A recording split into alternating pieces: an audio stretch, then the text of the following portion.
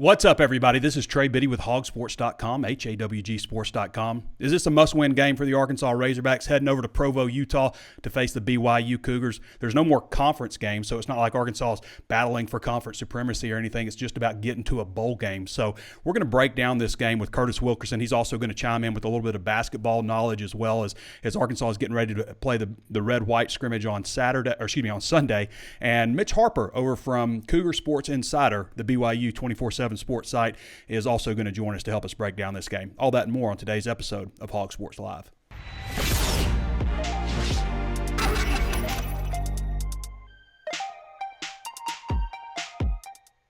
And before we get started with your primer, I want to remind you, of course, there's plenty of ways to watch and listen. You can always tune in on Facebook Live. Be one of nearly 100,000 Razorback fans to follow the page if you haven't done so already. Throw us a like if you're enjoying it. Also available on YouTube. Be sure to subscribe to the channel and hit the notifications bell so you're alerted anytime we upload new videos. And throw us a like on that channel as well and leave your comments. Share the content with other people if you think they might enjoy it. Also available on Apple Podcasts. If you haven't thrown us a 5-star review, man, that means everything to us if you could do that. If you could just take a moment to leave us a 5-star review, say something about the show so others can know what you think about it, what they might also expect. Also available on Spotify, Stitcher, Google Podcast, anywhere else you think of to find your favorite podcast. And, of course, Hog Sports is just $1 right now for your first month at HawgSports.com, or you can sign up for an annual membership at 30% off.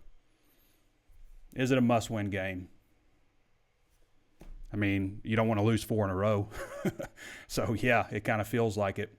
Before we get into that, I want to just touch on a couple of things. Our 24/7 Sports came out with their newest rankings for the class of 2023, and there's a couple of moves for Arkansas commits. Micah Tease, the athlete from Booker T. Washington, probably going to play cornerback, I guess. Or, excuse me, not cornerback, but wide receiver, has moved up to 109. He was 119, so a nice move from him. A bigger move for Jalen Braxton. Jalen Braxton has moved all the way up to 108. So Arkansas has got 108 and 109 ranked players in the country. Braxton was number 146 nationally. So that's a pretty significant jump at this point in the season for Jalen Braxton. Shamar Easter moved down a few spots from from 150 to 157. Luke Haas has moved from 158 to 165. Isaiah Augustave has moved up from 190 to 173, another pretty significant jump. Malachi Singleton moves from 234 to 241. And then Danny lists a couple other targets like Marcus Dill out of Garland, Texas, defensive lineman, who moved from 58 to 66. Another guy that Arkansas is targeting. Not expecting a whole lot more high school additions in this class, but there are obviously a few guys that they would absolutely take. And they can take as many as they want, up to 85 overall. Arkansas baseball yesterday beat Texas Rangers instructional team 10-2. 10-2. Andrew Ellis has a lot more in-depth on that. I'm not going to bore you with my lack of baseball knowledge, but if you want to read all that content, there are some free articles from Andrew Ellis on there just about, everything that went on, pitching, matchups, all that kind of stuff. The pitching staff shines, he says, in the first meeting. So go check out that from Andrew Ellis. I'll tell you what else shines is my internet connection. It's fantastic. Never have a problem with it ever. Never had to unplug it and replug it. Never get into an argument with kids or wife or anything about why is the internet not working. I don't know, honey. I can't figure it out. Don't have some internet person coming to check my house all the time. Those guys installed it, 14 months ago, something like that? No, longer than that. June before last. And I have not thought about them since they came and installed it. It's a great service to have. They're available north of the tunnel generally in northwest Arkansas, eastern Oklahoma as well. If you get Ozarks Electric, then you probably get these guys. If you don't, you might still get them. So you can go to their website and find out if you can. Go to ozarksgo.net/hog. That's HAWG, Ozarks. Plural sounding, ozarksgo.net/hog, and there's an icon at the top. You can check availability. If you're on mobile, there's 3 bars, and you can check the drop-down box to check availability that way. There's also a phone number, 479-684-4900. I'll leave a description below on YouTube so you can hit the link easily and go check those guys out. They offer 1,000 megabits per second, which they call their gigabit, and 100 megabits per second. wouldn't be promoting anything that I didn't believe in. I used these guys well before they became a sponsor of the show. So I just want you to know that. I've been using these guys. I used several other services in the past also, and there's a reason that I kept changing, and I'm sticking with Ozarks Go, and you should too.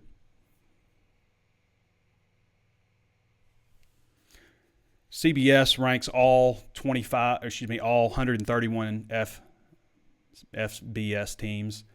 Arkansas is 44th. They have certainly slid. It's crazy that we're 6 weeks past football starting. I mean, you spend so much time, and I was talking with Rick and Randy on Drive Time the other day about this, like you probably spend like 48 weeks just on football out of the year. You get maybe a month spread out where you're not focused entirely on football. And maybe it's just a week here where you get to go home before fall camp starts, you know, between the conditioning cycle in the summer to when fall camp starts, you know, a week here, Christmas, you know, little breaks here and there. And that's all you get. And the rest of the time is spent focusing on football. And so many bad things can happen. Injuries can happen. You know, you drop your first game, you are like Arkansas on a 3-game losing streak. That's got to weigh on your psyche. Arkansas has got to get these guys back. They've got to get them refocused, taking it on the road to Provo, Utah. It's not going to be an easy game, but in my opinion, they got to win it. They've got to win it, especially you're heading into a bye week. So it's way better to go into a bye week coming off of a win versus coming off of a loss. And then it's Auburn, at Auburn, a game that they can win on the road. There's a stretch of games here that they can win every single one of them. They need to get healthy. I think I would feel a lot better about Arkansas's chances in this one if they had one guy who we don't know about, and that's Miles Slusher. Obviously, the other guys, Kari Johnson, Jaden Johnson, all those guys would be great to have back, obviously. But the guy that could really make a difference and that is a step above seemingly everybody else, maybe except for McGlothern. McGlothern's pretty good, is Miles Slusher. And he just hasn't been the same since, I mean, early in the season. I mean, think about that, though. 48 weeks of training for football, and then, you know, you get knocked out of the first game and you miss the second game, and then you come back to the game after that and you're injured in that game, and you come back against Alabama and, you know, it's the calf injury and you're not anywhere close to 100%, and it's obvious they just go straight at you. It's got to be frustrating for Miles to be a guy that's that talented and to be struggling like that. Arkansas is projected right now by CBS Sports to face Minnesota in the Music City Bowl. So they're still projected to go to a bowl game. I still think that's very much possible. I still think there's a possibility that they could go on a real tear here. I really think that's possible. Some good games coming up this weekend. You got USC, number 7 USC at number 20 Utah. You got number 8 Oklahoma State at number 13 TCU. Number 16 Mississippi State at number 22 Kentucky. Will Levis go? Number 15 North Carolina State at number 18 Syracuse. You don't usually see Syracuse in there. I'll tell you another team you don't usually see in there, and that's number 19 Kansas at Oklahoma. Can Oklahoma get it back together against Kansas? That's an intriguing game. You'd never say that in the last 20 years. Number 4, Clemson at Florida State. LSU at Florida. Number 10, Penn State at number 5, Michigan. Number 3, Alabama at number 6, Tennessee. That's a game right there. Does Bryce Young play? If Bryce Young plays, then you like Alabama's chances. If not, it could be a dogfight. That's a big game, and unless you're recording it to watch later or something and avoiding the scores like I'm going to try to do, then you're not going to be able to see it because it's running the same time as Arkansas's game.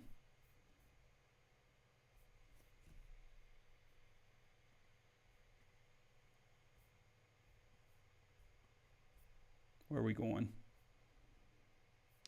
Oh, Andrew's doing this thing now. Andrew Ellis, who's been with us for over a year now, covers all aspects, obviously. I mentioned some of his baseball content. But we've kind of switched over from doing the polls before the season starts or before the game starts. Like we do 10 poll questions, but it's just started getting kind of redundant. You see the traffic falling off. So we wanted to do another kind of long-form type story. So we've been doing Newcomer Reports, and he breaks down all the newcomers, the snaps that they received, all that stuff. Matt Landers had 43 snaps last week, only 3 targets, 395 snaps for the season, 17 catches, 261 yards. Drew Sanders played 85 snaps last week. That's too many snaps. I'm sorry. It's too many. There's nothing you can really do because they don't have a whole lot of depth there. And, you got Bumper who needs to come out more because he's injured. He's played 424 snaps so far this season. Jaden Hazelwood played 40 snaps last week. He's dealing with a shoulder issue. 355 snaps so far, 27 catches for 364 yards, 2 touchdowns. Terry Hampton with 35 snaps. It's probably a good number for a defensive lineman. 177 on the season. Latavius Brini played 43 snaps, 278 on the season. Rashard Binion had 13 snaps in the game. Freshman running back who's really starting to come on. And I've kind of said before, I want to see Arkansas go with 2 backs. And if you need to sprinkle in a third here and there or an injury or something, that's fine. But you got to pick 2 backs. And right now it feels like Binion is going to be that guy. It doesn't feel like it's going to be Dominic Johnson. I don't know if they just don't feel like he's 100% back, but he's had 3 carries in the last 2 games. So it could feel like maybe a little more Binion, Rocket Sanders show. Cade Fortin, 13 snaps last week. That's not right. Yeah, 13 snaps last week. So that was the guy that went into the game as the starting quarterback. 26 snaps on the year. And he breaks down some things on special teams as well. So a fun article to read. He's got more than just that information I read, a little breakdown on some of the things they did and stuff. But that's a free article actually on HawgSports. Good story by Andrew. Danny did a nice article comparing Arkansas's secondary talent to the rest of the SEC, which they don't have a lot of players available, obviously. And I don't know that he included guys like Quincy McAdoo or Samuel Bakke, guys that were wide receivers that have now moved to the secondary.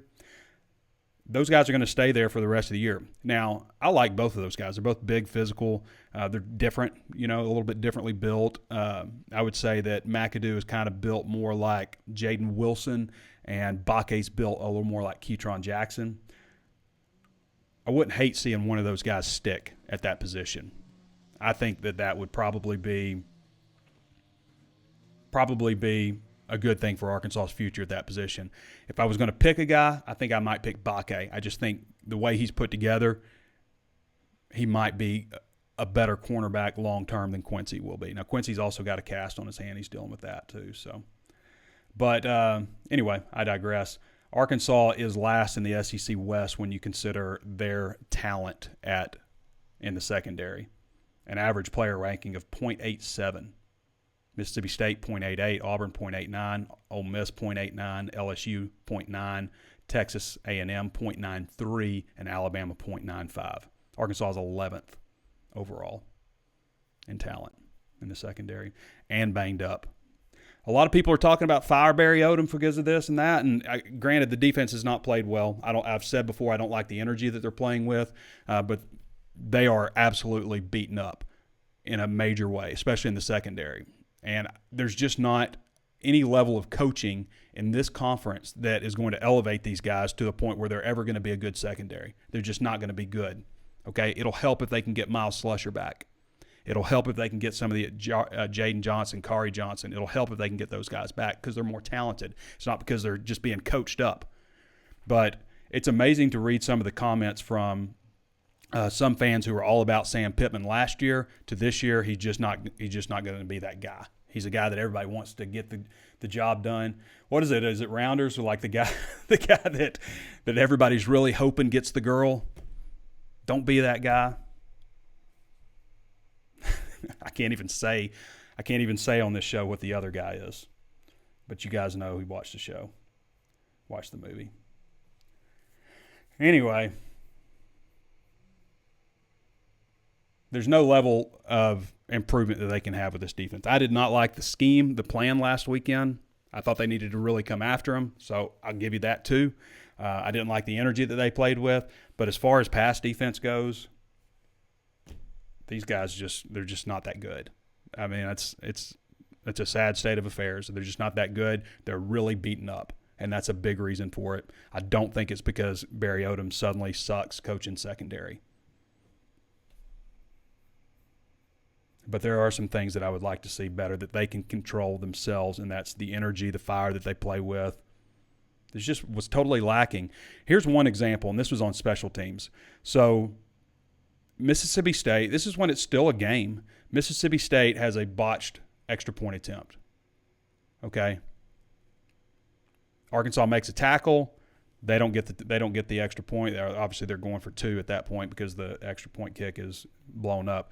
But they make the tackle. They keep a point off the board, and everybody just turns and walks to the sideline. No celebrating, no patting anybody on the helmet, just walking off. Okay. Good job, guys. Not even that, just walking off. Where's the energy? You have to play defense. Like they always talk about rebounding as a mentality. Defense is too. Defense is a mentality. You have to play like, and I'm not saying like play like Alvin Mack from the program where like, you know, what did he say? I don't even know if I can get into that, but, you know, he's telling the running back for Mississippi State in the first game of the season, like, you know, you're the person that, I don't know, came after my family, my mom and all that stuff, you know, and ends up going berserk. But you got to do something to get the energy level up. I have to watch the program. Maybe these guys need to watch the program.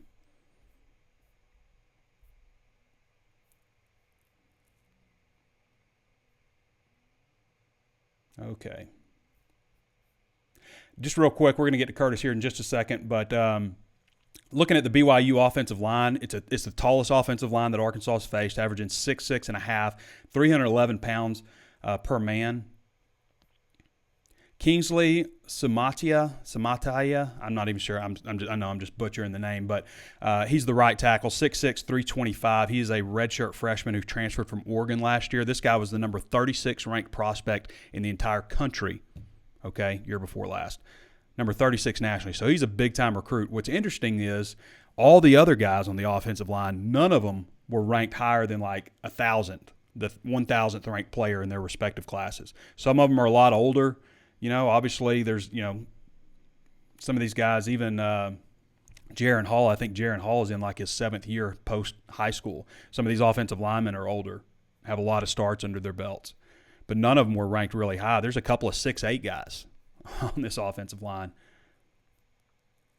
Jaron Hall can run the ball. He's not having as much success this year. Last year he was 62 rushes for 307 yards, 5 yards a carry, and 3 touchdowns. Was 189 of 296 passing, 63.9% for 2,583 yards, 20 touchdowns, and 5 interceptions last season. This year he's 129 of 188, 68.6%, 1,558 yards, 14 touchdowns, 2 interceptions, with an efficiency rating of 160.7. That's pretty good.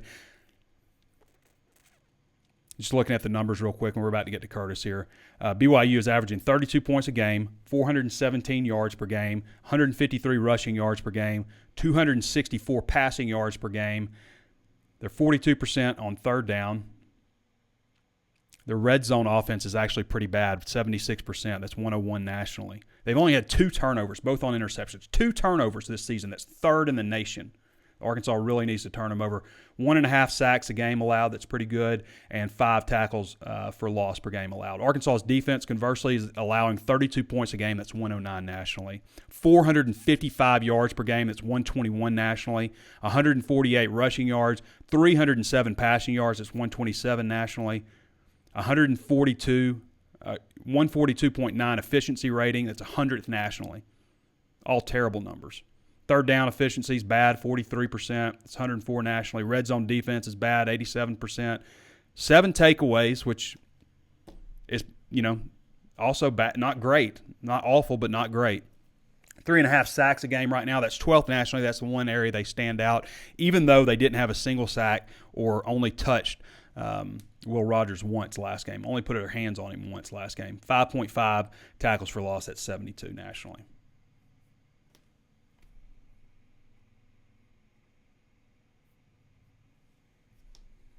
All right.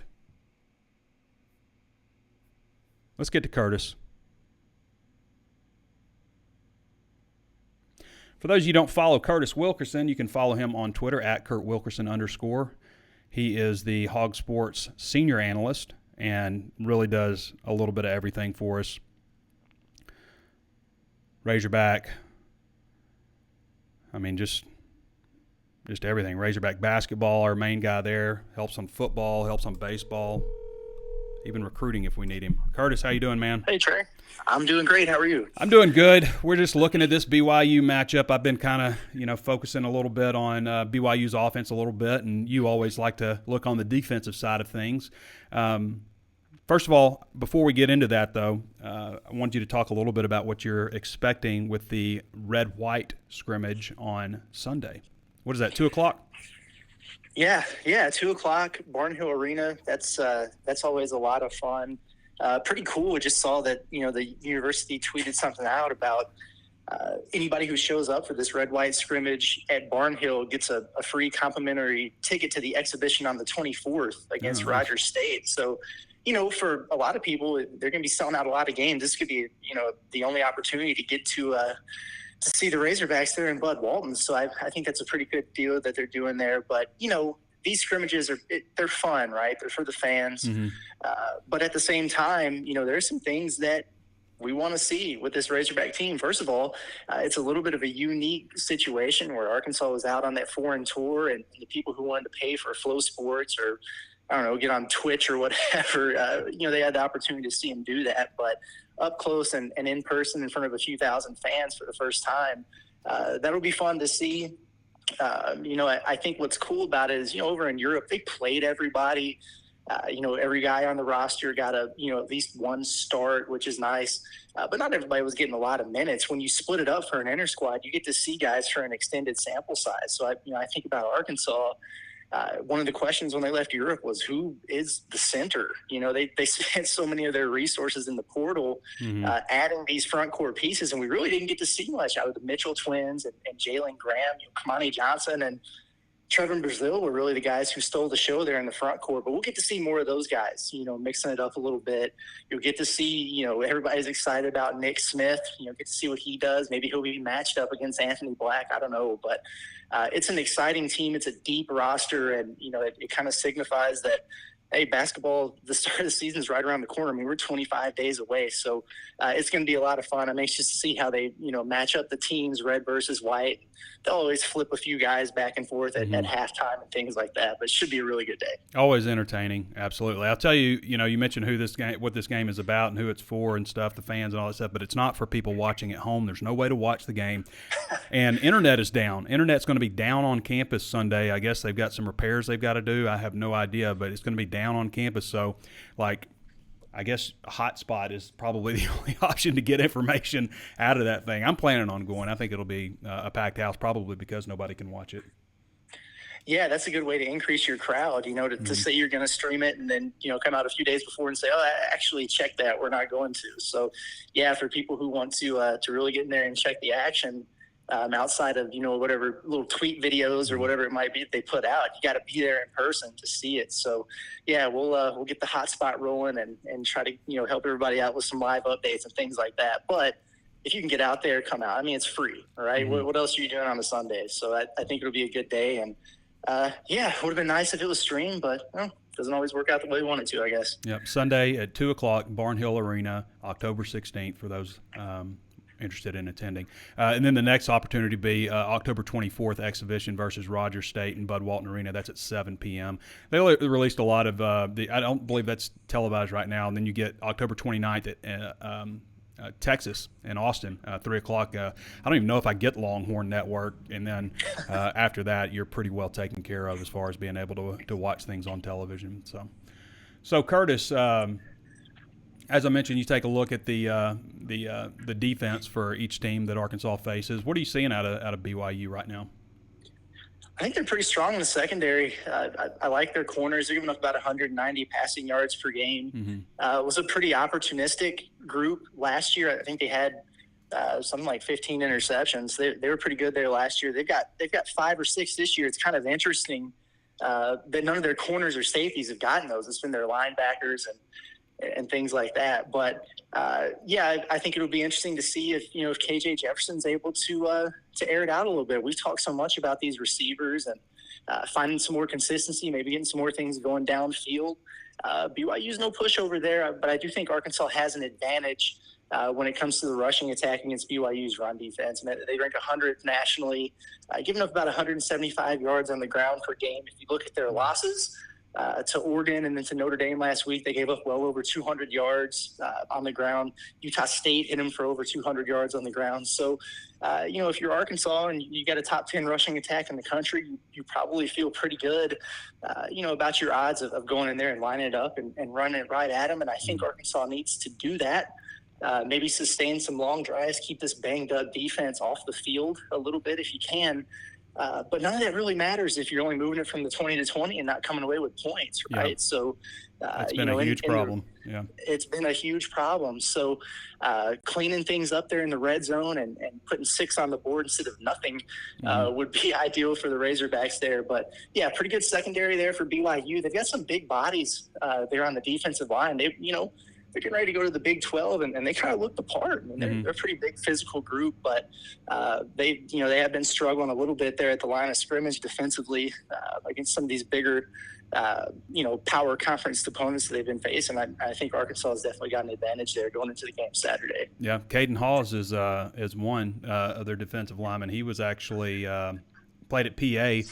He's a couple of years older than Luke Jones, who's a redshirt senior at Arkansas. So he's a couple of years older, but was looked at a little bit by Arkansas, but they never ended up offering him. And Sam Pittman, that was the year Sam Pittman left for Georgia. So it's a long time ago that a lot of these guys are in high school. Obviously, a lot of them, I guess, go. I'm not real familiar with Latter-day Saints, but they. I know they go on like a 2-year mission, or a lot of them do. I'm not sure how all that works, to be honest. So, yeah, that's actually a really good point that you bring up. A lot of those guys, they'll be listed as a sophomore or whatever on the roster, but they've been in college for 4 or 5 years because of that. So, yeah, that is a really good point. Something I didn't mention about Arkansas's ability to pass in this game, maybe it's an opportunity for Trey Knox to get going a little bit. Against Notre Dame last week, BYU struggled to defend that Michael Meyer. It's kind of an interesting name to go with as we're getting close to Halloween, right? But absolutely. Big tight end for Notre Dame. He's really good, but he had 11 catches, 118 yards, 2 touchdowns, and he was just running wide open and free for big portions of that game. So maybe it's an opportunity to get Trey Knox going. He had such a big game against Cincinnati in the opener. It's been a little more sporadic, a little more limited since. So it's one to keep an eye on for the Razorbacks. Curtis always does 5 burning questions and the keys to victory. His 5 burning questions this week are: will Arkansas show up ready to play? It would be nice to get off to a fast start for once. Will KJ Jefferson dazzle in return? I think he's got a chance to. Will Arkansas play to its strength defensively? Rushing, getting after the quarterback. Last game they didn't get after the quarterback and they didn't defend the pass, so it was kind of just bad plan overall. Can Arkansas overpower BYU with a rushing attack? I think they've got a chance to do that. And can Arkansas get its swagger back? I think these are all great questions, Curtis. And for those who want to read more of those, he goes into in-depth trying to answer those on all of them. And then keys to victory, we always do penalties, turnovers, special teams, injuries always play a key role. And we pick a 5th one that's different. And this week it is red zone conversions, Curtis. Yeah, 100%. I mean, you would think that an Arkansas team that ranks top 25 nationally in total offense, they average the 10th most yards per game in the country on the ground, that they wouldn't have trouble converting once they get into the red zone, especially with such an experienced and big physical offensive line. But they have. They rank 116th in the FBS right now in red zone scoring at 73.1%. They've come away with points on 19 of 26 trips inside the opponent's 20-yard line. That's 7 empty possessions there, and only 15 out of those 19 have been touchdowns. So, if you're going to do all the work, to get down there and have success moving the ball, you want to be rewarded for those efforts. So I think it's going to be important. We saw him with a couple turnover on downs there in the red zone against Mississippi State. Obviously, some troubles with fumbles at the goal line. So different things can happen there. But this would be a good week for Arkansas to get it right and start finishing some drives with some points for sure. So, Curtis, I'm going to leave you with this. We usually come out with our predictions Friday morning, but where are you leaning right now? What do you think is going to happen? Oh, yeah, I'm going to pick Arkansas. I'm pretty sure I'm going to pick Arkansas to win this game. I don't think it's going to be easy, obviously. We talked about needing to finish some drives and, trying to turn some of that total yardage into points offensively. Mm-hmm. I think they're going to be able to do that. I do. I think this team's kind of got its back against the wall. Maybe that chip will get back on their shoulder a little bit, and we'll see more sense of urgency there. Defensively, they're just so banged up. We still don't really know at this point who's going to be trotting out there in the secondary. So that obviously factors into it, and you worry about that because BYU does have a good passing attack. But there are also some questions about, the health of Jaren Hall, BYU's quarterback. Sounds like he's almost certainly going to play, but is he 100%? Yeah, a little bit of a shoulder. So maybe that impacts him a little bit. But yeah, I'm going to take Arkansas to win this game. I think it's going to be close, and I think it might take quite a few points to get the job done. So I'm not sure yet on my score. Maybe I'm going to go, 34-31, something along those lines. I think there's going to be a lot of points put on the board. Yeah, they've actually struggled against the major conference and Notre Dame teams. They've only put 20 points up in regulation, but obviously last week with Hall's shoulder injury, they probably would have put up a little bit more, but he's supposed to be healthier. All right, Kurt, appreciate you, brother. Yep, anytime. All right, everybody, that's Kurt Wilkerson. Again, you can follow him at @KurtWilkerson_. He is the HawgSports senior analyst and just does a fantastic job for us. All right, we're going to go to Mitch Harper now in just a second, but one more time I want to remind you about my friends over at Ozarks Go. If you're disappointed with your internet service, why? If they keep jacking your rates up year after year, why are you with them? With Ozarks Go, they're not going to try to lure you in for some great deal the first year. Your bill the first year is going to be the same as it is the second year. You're going to get great service. You're not going to need service, really. At least my experience is I've never thought about these guys since the day that they installed it. I never have to unplug it, plug it back in or anything. The internet just works. I mean, it hums. It's never been a problem. I have experienced personally 100% uptime, downtime, what do you call it? Uptime. 100%. It has worked. And if you want to find out more about them, you can go to ozarksgo.net/hawg, HAWG, ozarksgo.net/hawg, and find out more. See if they're available in your area. Northwest Arkansas, generally everywhere up here. Eastern Oklahoma also. So go check them out. And if you want them to be in your area and they're not, then you can go there too and say, hey, we'd love to have you in our area. And they certainly are always focused on expansion. You can also reach them at 479-684-4900, but the preferred way is to find out through their website. Go check the availability there. So, good company, good service. Trey Biddy stamp of approval with Ozarks Go. All right, let's go to my man Mitch Harper. Mitch Harper is the publisher for CougarSportsInsider. He also does radio up there in Provo.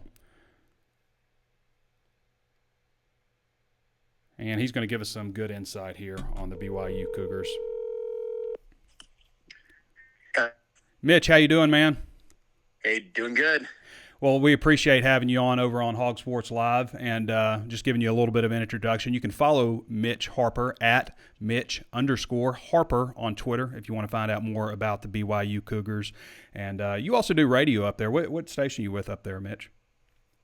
Yeah, I'm with KSL News Radio, the over-the-air flagship home of BYU football. They've been broadcasting BYU games since 1951 and host Cougar Sports Saturday and extended pregame shows on KSL News Radio.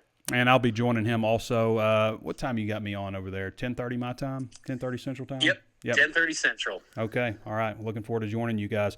All right, Mitch. So we'll just we're not going to veer too far away from our behind enemy lines deal that we're working on. So I'll just get you in with a few questions here. First of all, Jaren Hall, he's been a good quarterback for BYU, obviously. What are his strengths and weaknesses? What makes him the player that he is? I think the biggest strength, Trey, is that his accuracy and his ball security have been elite this year and throughout his career, too. I think that, Jaren Hall protects the football. Aaron Roderick, BYU's offensive coordinator, said a few weeks ago that NFL scouts, and there's been around a dozen or so each game this season, with most likely watching Jaren Hall, they've all been telling Roderick that they love that Jaren Hall protects the football. And he's only got 2 interceptions this year. Last week he had an interception on the first play of the game against Notre Dame. That was in large part due to his shoulder pain, which I'm sure we'll get to. But Jaren has been a guy that has been accurate. And I think also, too, he put in some work in the offseason with John Beck, a quarterback trainer at 3DQB, who also worked with Zach Wilson. And that's done a world of good for Jaron. He made a concerted effort to improve his accuracy in the deep passes. Last year, he was not as accurate in that space due to cracked ribs. And he's been a lot better in that regard. So Jaron's a really good quarterback. And BYU is a place that knows good quarterback play. And I think that he has the potential to finish his career among some of the greats in BYU history at that spot. Oh, that's a mouthful. There's certainly been some great quarterbacks at BYU. Now, while we're on the topic of injuries and stuff, first of all, what is the injury with the shoulder?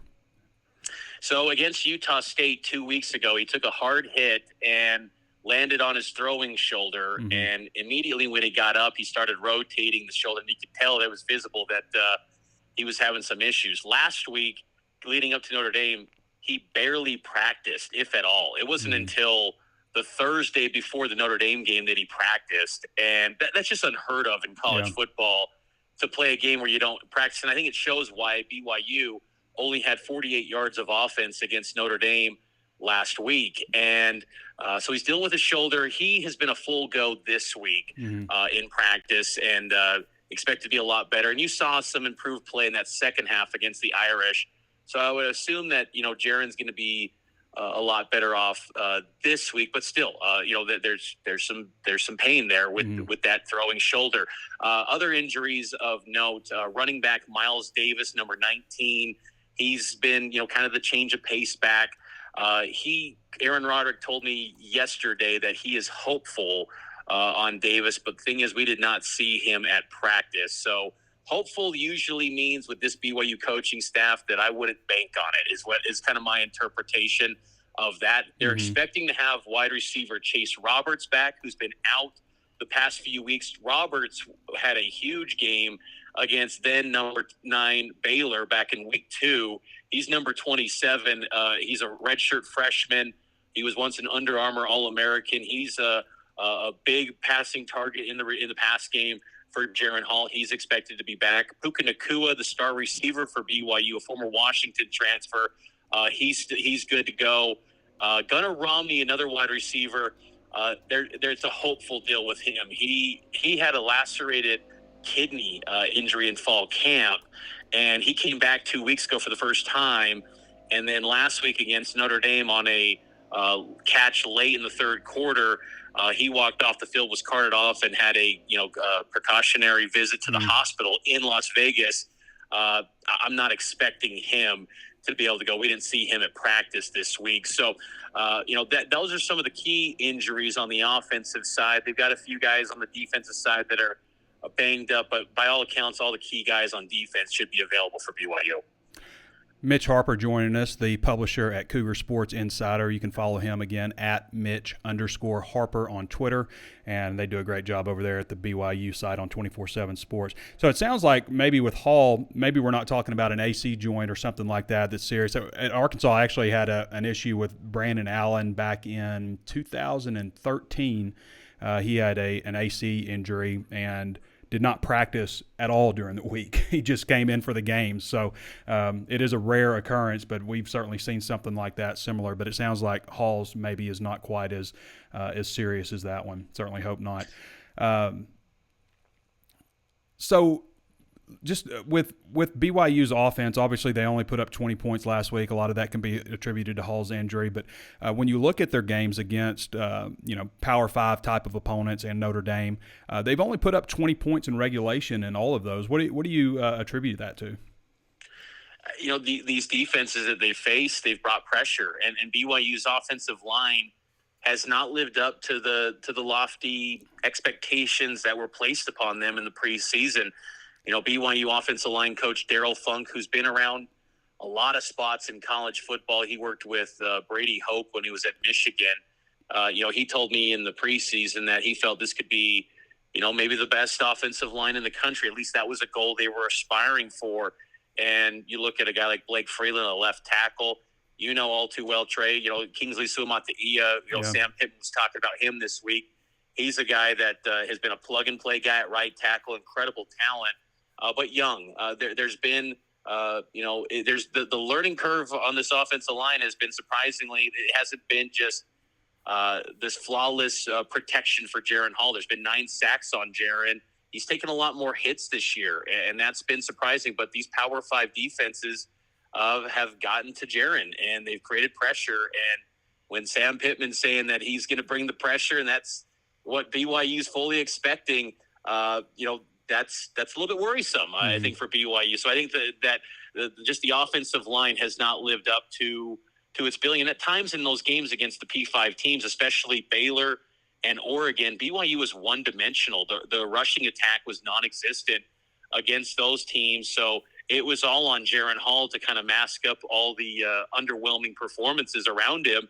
And he did well against Baylor. Obviously, they got the win, but against Oregon and Notre Dame, at times it's been underwhelming. It wasn't enough, and so. But I think that the offensive line, that's an area where BYU, they've got to play a lot better in that position, because they just haven't lived up to the high expectations that were placed on them going into the year. BYU has a big back in Chris Brooks, 6'1", 230 pounds, grad transfer from Cal. What can you tell us about the running game? Obviously, you mentioned Miles Davis is quote-unquote hopeful, which doesn't sound good based on your experience with the language with the staff. What can you tell us about the running game? Yeah, Chris Brooks is their best running back, but I think that he's been underperforming this year.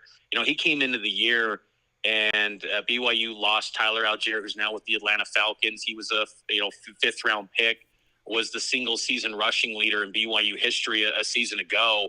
So there was big shoes to fill, and they go into the portal and get Chris Brooks. And I think the way that he knew the playbook inside and out, I think that there was just this thought where it was going to be plug and play. He was going to be a perfect fit in wide zone offense that BYU, dating back to their days with Jeff Grimes, who was there before you went to Baylor, that's been kind of the bread and butter of BYU football, is wide zone running attack. And that just hasn't been there with Brooks. Now, he's gotten going a little bit the last few weeks, but they have not used they haven't turned to the wide zone as much. It's been a lot between the tackles, running up the middle. And, Brooks is a guy that maybe doesn't have, if you would say, the little bit of that wiggle where he can't, break tackles. He's just going to invite contact and try to run through people a little bit. And I think at times against Power 5 competition, that just hasn't worked out well for him. And when Miles Davis had his big game against Wyoming, Brooks was non-existent to the point where it looked like, is he kind of in the doghouse? Is he someone that's fallen out of favor with this coaching staff? But, they've stayed consistent, these coaches, that it's a running back by committee. Any hot hand that emerges in a given week will get the touches. But I think that they should continue to turn to Brooks, who, by all accounts, I think is the most talented guy. And I think that he's someone that they have to get going and have to have success with him on the ground if they want to try to get this win over Arkansas. Flipping it over to defense real quick, we know that this is not a very aggressive defense as far as blitzing and such, but they are very multiple. What can you tell us about strengths and weaknesses on that D? Yeah, this defense is polarizing to BYU fans. This is the point of contention for the BYU fans every week. I think it's BYU fans are ready to fire the defensive coordinator on a moment's notice, Elisa Tuiaki, who's been with Kalani every step of the way in really Kalani's coaching career. And I think a lot of the frustration with the lack of aggressiveness stems from, you go back to Kalani Sitake's days when he was at Utah as a defensive coordinator there. They had some of the best performing defenses in regards to sack totals in all of college football. Go back to around like 2014, 2013. Utah had a term called Sack Lake City. And I think the natural thought was, okay, that comes to BYU, and it's just going to be, Sack Lake City down in Provo. And it's really never materialized. And that's been over the course of the entire Kalani Sitake tenure.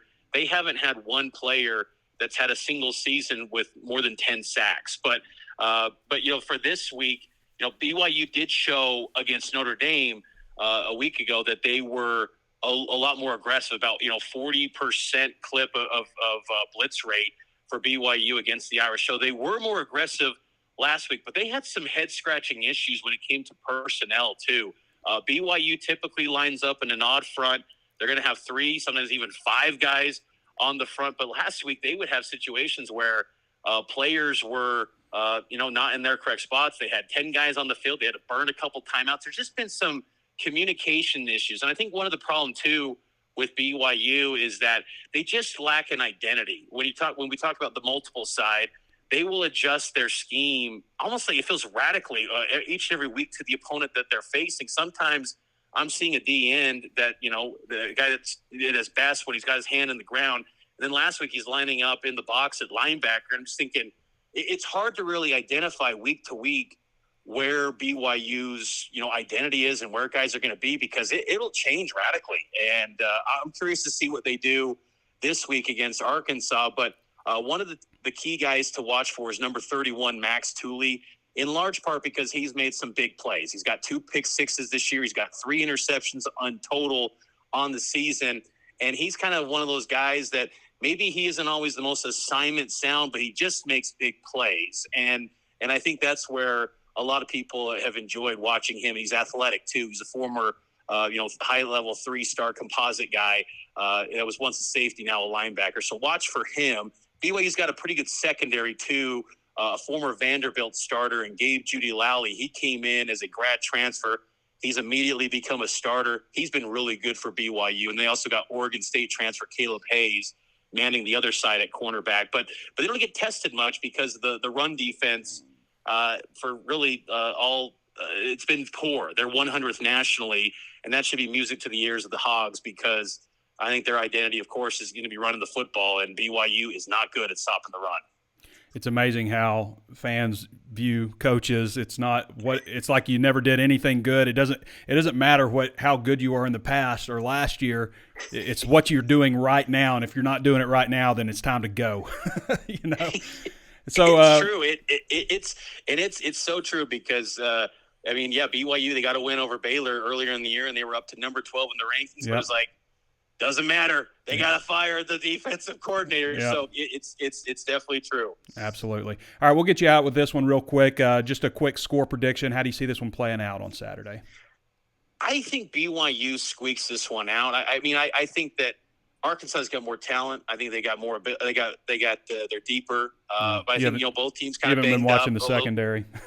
Yeah, I just think I value the star ratings, obviously, and I think not enough people put on the out that don't follow this daily, like guys like us.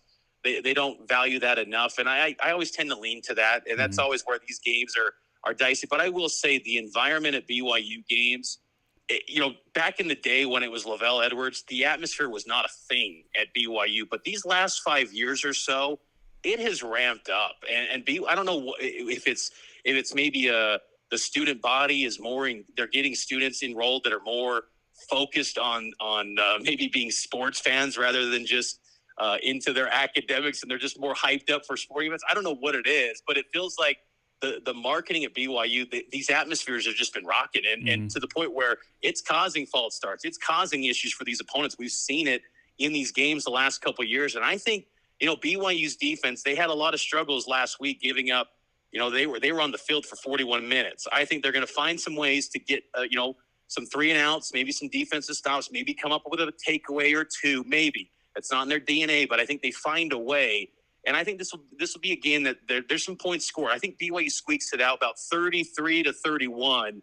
I think the home field advantage is ultimately the difference in this one for BYU, and I think they squeak out a close victory. Yep, certainly watched some BYU games this season. Looks like a raucous environment, and really appreciate having you on, Mitch. We went a little bit longer, but man, you provided so much great insight. We couldn't let you go, but appreciate you hopping on with us, and look forward to talking to you on Saturday. You bet, Trey. Take care, man. All right. Thanks, Mitch.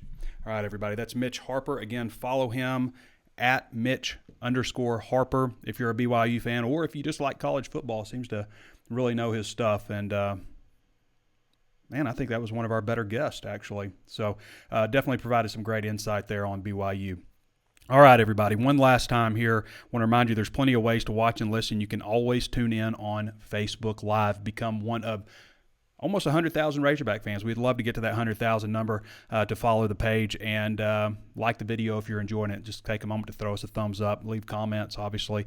Also available on YouTube. Throw us a like on YouTube if you haven't done so already, and share the content with somebody else you think might like it. We'd love to have you subscribe to our YouTube channel and to hit the notifications bell so you're alerted anytime we upload new videos. Also available on Apple Podcast. If you haven't taken a moment to throw us a 5-star review, do that real quick. And if you want to take a little more time to let other people know what you think about the show, then we would love to have a review from you written down. Also available on Google Podcasts, Spotify, Stitcher, anywhere else you think of to find a favorite podcast. And HawgSports is just $1 right now for your first month at HawgSports.com. All right, guys. Next time I'll be with you guys on Saturday, I guess early evening, doing the walk and talk. Thanks to Curtis Wilkerson for joining us and Mitch Harper as well. All right, everybody. This has been Trey Biddy with HawgSports.com, and we'll catch you next time.